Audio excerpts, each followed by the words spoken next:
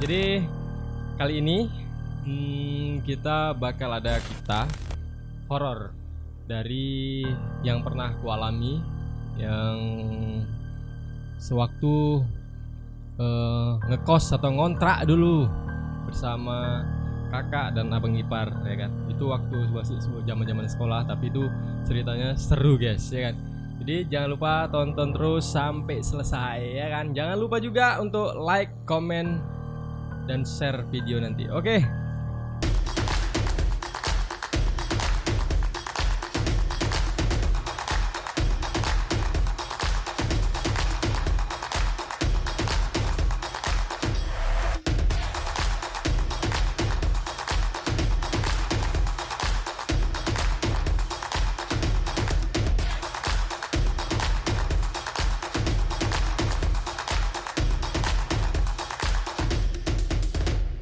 Oke, jadi kita lanjut aja, ya kan. Berawal dulu itu aku masih di sekolah, duduk di bangku sekolah SMP, ya kan. Sekolah menengah pertama, ya kan, SMP. Yaitu di daerah yang nama kampungnya atau kebun, ya kan, itu Kelambir 5 namanya. Oke, jadi di situ berawal kita ngontrak nih, ngontrak pertama di daerah Kelambir 5 itu. Jadi rumah yang kita kontrak itu adalah rumah family atau saudara kita sendiri. Jadi pada saat itu rumah itu memang udah lama nggak ditempati, dan di sebelah rumah itu juga ada kuburan, ya kan, kuburan keluarga. Nah, jadi untuk para yang punya tanah gitu lah, yang punya tanah itu nguburi keluarganya di situ. Nggak ada kuburan orang lain. Tapi posisi rumah kami yang kami kontrakin pas buka jendela kamar, guys, bayangin aja. Gitu buka jendela kamar langsung ada kuburan. Langsung nampak lihat bawah itu kuburan. Nah, jadi dari ke kuburan keluarga itu, ini ada namanya gang, ya. Gang itu ya kayak lorong lah, jalan masuk ke dusun gitu. Jadi di gang itu ada sekitar 3 rumah, dan kami rumah keempat. Kalau di sana itu suasananya rame, sebenarnya rame. Ya, kenapa terlihat seram? Mungkin karena rumah tadi ini udah lama nggak ditempati, ya kan, gelap, dan juga sebelahan dengan kuburan. Jadi banyak mungkin orang yang mau ngontrak di situ mikir panjang gitu. Oke, jadi nggak selanjut cerita. Posisi rumah kita itu pas di lorong, dan ini rumah di sampingnya itulah ada apa? Ada kuburan keluarga, dan di samping kuburan keluarga itu sekitar ukuran ada 8 kali 15 panjangnya, ya kan. Tapi di sehabis kelang dari kuburan itu ada lagi rumah di situ, guys. Rumah, dan satu-satunya rumah di tengah kuburan. Jadi dialah yang terhimpit kuburan keluarga. Rumah yang tadi tetangga kita namanya di situ Bang Putra, ya. Kebetulan itu temen akrab aku juga waktu duduk di SMP dan baru pindah di situ. Dialah orang yang terdekat aku untuk cerita, untuk main-main gitu, main bola apa segala macam. Jadi Bang Putra tadi pun orangnya memang kuakui pemberani lah, ya kan.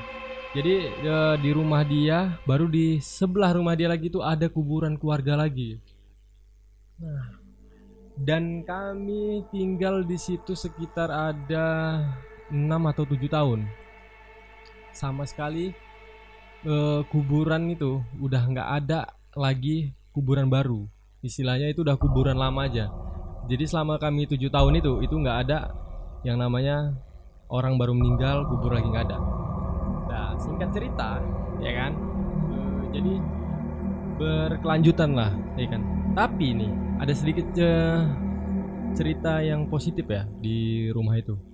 Hal positifnya di rumah itu, rezeki abang ipar atau kakak kandung aku itu memang diakui di situ lancar guys, lancar katanya, lancar lah weh pokoknya. Jadi kata kata abang ipar, nggak apa-apa ya, kan sedikit abang ipar ini kan ada pemahaman soal agama ya. Jadi dia tuh kalau mau merasakan atau adakah makhluk halus di rumah itu, dia bisa eh, bimbing diri dia sendiri untuk melihat apakah itu ada gitu, untuk merasakannya. Jadi suatu malam kami pagi lah, jam 3 pagian itu, kan abang ipar nih hobinya itu nonton bola juga, dan saat itu ada Piala Dunia. Aku lupa tahunnya ya, lupa tahunnya, yang pastinya itu aku masih pokoknya masih SMP lah, itu kelas 1 SMP atau kelas 2 SMP. Aku agak lupa detail untuk tahunnya lah ya. Itu ada Piala Dunia. Jadi aku diajak sama abang ipar, Pat katanya, iya kan, Pat ayo Pat kita nonton Piala Dunia. Dan tahu kalian nih, saat itu TV yang kami gunain itu masih hitam putih ya. 14 inci masih hitam putih di warnanya, jadi belum kayak tetangga kami yang udah warna. Kenapa tadi hal positifnya lancar rezeki di situ, itulah tadi abang ipar. Mulai dari TV kami nggak ada, beli TV yang hitam putih sampai yang udah berwarna gitulah, sampai yang tabung, tapi masih tabung sih, belum ada LED itu saat itu. Oke, jadi singkat cerita, abang aku ini kan karena paham, karena dia tuh setiap malam karena udah tahu ada kejadian-kejadian yang untuk mengganggu, tapi eh dia sadar gitu, dia nggak mau menceritakan sama kami atau sama aku ya, sama aku, karena yang di situ tinggal tuh maaf ya lupa tadi bilangnya, yang tinggal di situ aku, kakak kandung sama suaminya abang ipar tadi, dan anaknya yang paling kecil, anaknya yang pertama, ya kan, anak pertamanya. Itu anak pertamanya baru lahiran gitu. Dan sebelum lahir itu ada 9 bulan atau 8 bulanan kan kandungan si keponakan aku tadi, kakak aku tadi. Itu sempat diganggu dan dikasih wujud, yaitu kuntilanak terbang karena dia ketawa-ketawa di jendelanya kamar kakakku yang paling depan. Jadi abang ipar aku dengan beranikan diri ngomong nih, Pigi jangan ganggu gitu, jangan ganggu katanya. Gitu dibuka sama abangku lah jendela kamar tadi, jendela kamar yang depan ya, sama si kakak atau abang tadi, dibuka, nengkreng dia di pokok kelapa kuntilanak itu. Oke lah. Jadi di situ si abang ipar kayak menanyakan sesuatu, kenapa kau ganggu istriku gitu loh. Jadi si kuntilanak mungkin ngasih perantara atau ngasih tanda ya kan, dan terakhir terjawab. Abang iparku bilang kamar di depan itu, di bawah tempat tidur itu ada kuburan anak bayi yang termakan sama bangunan guys. Jadi dari situ abang ipar paham ya kan, ya udahlah, kami di sini nggak ganggu katanya, kami mau hidup tentram lah kata abang iparku. Ya oke. Jadi semenjak ada kejadian kuntilanak itu, abangku selalu mengingatkan kami jangan pernah habiskan nasi di kosmos atau di rice cooker katanya. Kenapa? Jadi tanya-tanya ya kan, namanya aku nggak paham dulu. Jadi mitosnya orang dulu itu jangan menghabiskan atau mengosongkan rice cooker atau kukusan nasi katanya, karena itu bakal ada yang mau makan nanti malam. Nah itulah. Jadi singkat cerita lagi, lanjut yang Piala Dunia tadi, abangku nyuruh aku, "Pat, bikin kopi," katanya. Bikinlah kopi. Kopi saset ya kan. Bikin udah siap nonton. Pat, jangan duduk di atas. Kan kebetulan ini TV nih di depan. TV di depan, di ruang tamu kami lebar nih ya, ukurannya 6x4. Lebar ruang tamunya. Jadi ada sofa di sudut dekat pintu masuk rumah yang awal ya. Pintu masuk utama maksudnya. Jadi aku awalnya duduk di atas. Kata abangku, karena pintu yang ke dapur atau ke ruangan dapur itu, ke ruang masak itu kan pakai tirai, pakai gorden. Jadi itu gordennya gantung tuh separuh. Jadi kalau kita ada orang di dapur itu nampak kakinya aja. Gitulah. Dia kurang lebih sedengkul ukurannya. Jadi kata abang ipar, jangan duduk di atas, Pat. Tiduran di bawah aja katanya. Tiduran lah di bawah. Jadi pada saat kami tiduran di bawah, nggak kelang lama, 15 menit, jatuhlah pertama kali tanda-tanda itu centong nasi. Aku udah, bang apa itu bang? Abang ipar gue cuma bilang, katanya, aduh, kenapa bang? Gitu juga ya kan bertanya. Gak apa, udah kau tengok aja nanti katanya. Tengok, kelang 5 menit ditariknya tangan aku. Suruh nengok dari bawah gorden tadi. Nampak, yang namanya kayak nenek-nenek bungkuk itu jalan. Kakinya ini gantung gitu, lewat dari sela gorden pintu dapur ke arah dapur tadi. Oh itu aku lemes dan aku bilang sama aku, bang, aku tidur, awak tidur aja lah bung. Apa kata bangku? Udah nggak apa-apa, dia nggak ganggu. Tadi ada nasi nggak itu? Ada bang. Nggak tahu bang, gue bilang gitu kan. Pasti habis, makanya itu centong jatuh katanya. Dia marah. Itulah kenapa aku bilang jangan sampai habis nasi di rice cooker. Jadi nenek tadi diceritain lama sama aku bahwasanya di belakang itu ada nenek yang jalannya tuh selalu nunduk. Dialah yang menguasai di dapur itu untuk makan setiap malam guys. Serem sekali, seram. Sedangkan abang ipar gue nampak kuntilanak yang terbang itu. Pokoknya di rumah itu banyak kejadian. Banyak pokoknya di rumah itu kayak sosok. Abang ipar aku itu kerja di pabrik, atau dia kayak di pabrik triplek namanya.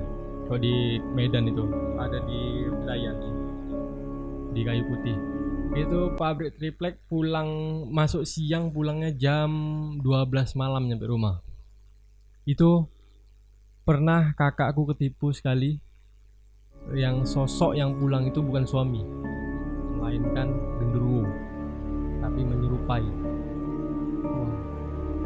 Jadi kakak aku kemarin itu cerita, karena dia udah sedikit paham, karena udah pernah dijalani kejadian-kejadian yang aneh di rumah itu ya kan. Jadi dia, si sosok yang menyerupai tadi, ngetok pintu, tak, diketoknya pintunya sampai 3 kali. Kakakku diem nih awalnya, karena ini belum ada pelajaran untuk di situ ya. Jadi tapi kakakku tuh pahamnya itu waktu buka pintu, si abang iparku tuh nggak ngomong apa-apa, diam sama sekali. Jadi disuruh kakakku masuk, dan ditengok kakak aku mukanya, tangannya itu pucat, senyum pun nggak deh waktu dia buka pintu. Jadi karena kakak aku tadi ini masuklah tadi si sosok yang menyerupai, ditutuplah pintunya sama kakakku. Udah ditutup, dikunci, kakakku masuk ke kamar. Si abang ipar tadi langsung ke dapur. Udah kepikiran kayak biasa pulang kerja cuci kaki muka ya.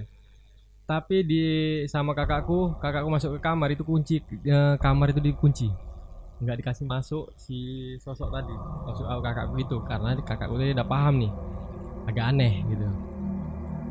Jadi setelah kelang 15 menit barulah ada ketukan pintu lagi. pintu rumah itu diketok lagi. Tek tek. Dek, dek manggil kakak aku. Itu baru abang ipar aku yang asli. Wah, merinding sih. Merinding aku. Jadi di situ kakakku gini. Yang tadi nggak masuk-masuk berarti itulah tadi sosok yang menyerupai ya Gundurwo tadi. Jadi yang untuk yang kedua ini kalau nggak salah si abang iparku nelpon karena kakak nggak denger di telepon. Dulu tuh masih handphonenya poliponik ya. Masih poliponik dan handphonenya itu belum ada Android lah pokoknya. Jadi di telepon kebetulan aku juga denger tuh nada dering kakakku ya kan. Jadi diangkat kakakku. Jadi tadi abang udah pulang katanya. Udah pulang mana ada? Langsung abang ipar karena paham kan. Diceritain kakak melalui telepon tadi.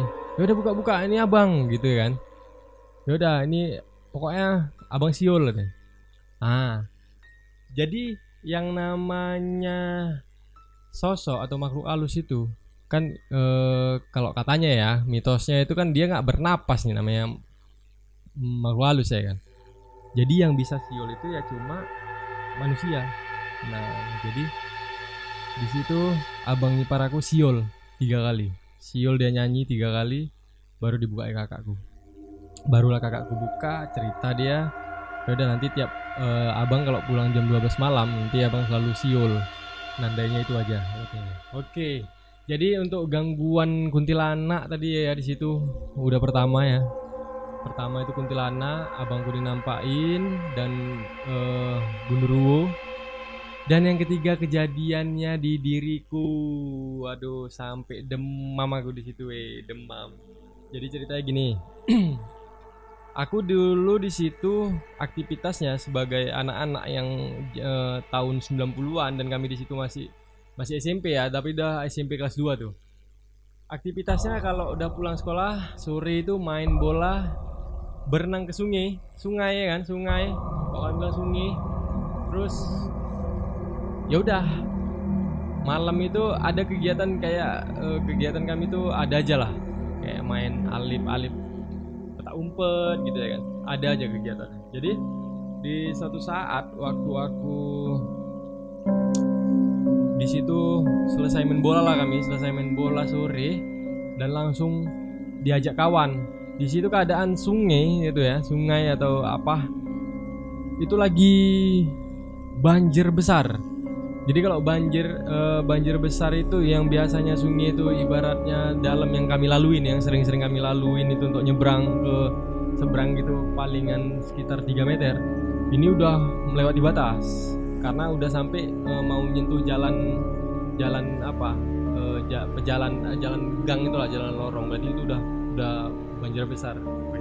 Jadi saat itu yang namanya aku dan beberapa ada 4 orang kan, kami itu selalu kalau mandi sungai itu pemberani, sampai dijuluki namanya anak sungai ya. Jadi yaudahlah diajak, oh ya Pak nyebrang katanya, nyebrang dengan keadaan sungai yang harus deras dan banjir besar itu.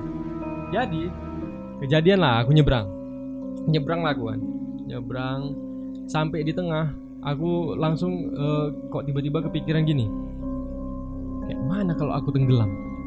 Berpikir kayak gitu nih. Jadi karena aku udah berpikir kayak gitu, besoknya aku demam. Dibawa berobat sama kakak ke ustad. Kata ustad itu aku teguran. Yaudah langsung aku cetusin bahwasanya semalam itu waktu Padli berenang pas di tengah Pak, Padli bisa tiba-tiba kepikiran kayak mana kok aku ditarik sama hantu sungai gitu ya, hantu sungai, setan sungai. Aku mati di tengah-tengah gitu. Itulah sampai mau balik lagi ke pinggir pun jadi takut gitu ya kan. Jadi di situ si ustadz ngomong, iya ya udah nanti saya buatin air kan, minum baca sholawat. Oke dah. Aduh itu demamnya udah jalan 2 hari tuh baru dibawa berobat karena udah parah kali. Sampai panasnya itu menimbulkan katanya gejala tipus. Udahlah jemuran setiap jam 9 pagi sampai jam 11 siang ya kan. Jadi satu malam di situ pada saat itu aku tidur tuh di kamar kedua ya. Kamar kedua kan kamar aku. Ya dibuka jendelanya tetap kuburan. Dan emang udah kebiasaan tinggal di situ tuh nggak ada takutnya gitu ya, biasa aja. Jadi di saat mati lampu itu yang di rumah aku sama kakakku, karena biasa kalau di lorong kami itu setiap maghrib pulang selesai maghrib itu kadang nongkrong sama tetangga kakakku, aku. Itu rumah kami itu rumah inti untuk nongkrongnya anak muda, di samping untuk di pas di jalan lorong itu. Jadi main gitar, nongkrong, bicara gitu kan. Karena aku sakit, kawan-kawan aku nggak ada yang datang ke situ. Mereka duduk di lokasi lain lah, joglo gitu. Ada juga. Jadi kakak aku waktu maghrib itu keluar guys, keluar ke tetangga ngobrol-ngobrol. Dan aku di situ tiba-tiba terbangun karena gelap, ada petir. Nah itu udah mau hujan tuh, nggak salah aku. Iya itu mau hujan, jadi masih kilat-kilat aja tuh, masih petir-petir aja. Mati lampu, aku rasanya sesak nih dan lapar lah, keadaan lapar ya. Jadi aku terbangun keluar. Jadi mau keluar pintu kamar, ini antara pintu kamar aku, kamar kedua, kamar pertama, di tengah-tengah dindingnya itu ada lemari kayu. Nah kalau kalian bayang ini kan ada pintu masuk utama, pintu kamar pertama, lemari di antara dinding yang kosong untuk antara pintu kamar 1 kamar 2 ya. Jadi kamar kedua aku. Jadi dari situ aku keluar dari kamar. Pas aku ngelangkah baru pintu keluar kamar itu kilat kayak mau petir. Karena kilat tadi pas di samping lemari tadi sosok pocong tapi hitam Kok itu aku lari pontang-panting. Sampai aku emosi, aku marahi kakakku. Ditinggali, adiknya lagi sakit, lagi demam, tinggali bang. Sampai merepet aku di situ Kak, marah aku di situ sama kakakku. Ya terakhir kakakku ini ngejar aku aku dipeluk. Kenapa kau? Kata kakakku kan. Aku nampak pocong tadi, begitu lah. Sampai aku jadi ngomongnya karena aku udah emosi kakakku tadi kan, karena aku ditinggal. Aku marah. Ya udah, sosok yang ku inget waktu kilat itu, karena gitu aku noleh ke kanan, itu sebelahan sama gue. Noleh ke kanan itu bentuk pocong asli, cuma mukanya nggak nampak, tapi bentuk kainnya itu aku langsung tutup mata gini, tutup mata gue. Kok itu merinding. Ya udah, dari situ bukannya makin sembuh, aku makin panas lagi badan aku, drop lagi ya kan, demam lagi, dibawa lagi ke ustadz itu, diobati lagi. Pokoknya cerita mistis untuk di rumah itu emang luar biasa banyak sebetulnya, banyak yang harus aku bahas tentang di rumah itu. Mungkin kita lanjut di video berikutnya lah ya kan. Sekian dulu lah untuk video cerita horornya ya kan, mistis dari aku pribadi. Kemungkinan kita sambung lagi nanti di video part keduanya lah untuk horor ini ya kan, di rumah angker lah dibilang, tapi pembawa rezeki. Di situ rumahnya dingin ya, gangguan itu cuma ya sepintas saja gitu. Oke, kita bakal lanjut di video selanjutnya ya kan, biar kalian juga nggak bosan lihat video ini ya. Semoga kalian juga yang ada cerita-cerita horor, kalian bisa juga nanti kirim di email ini.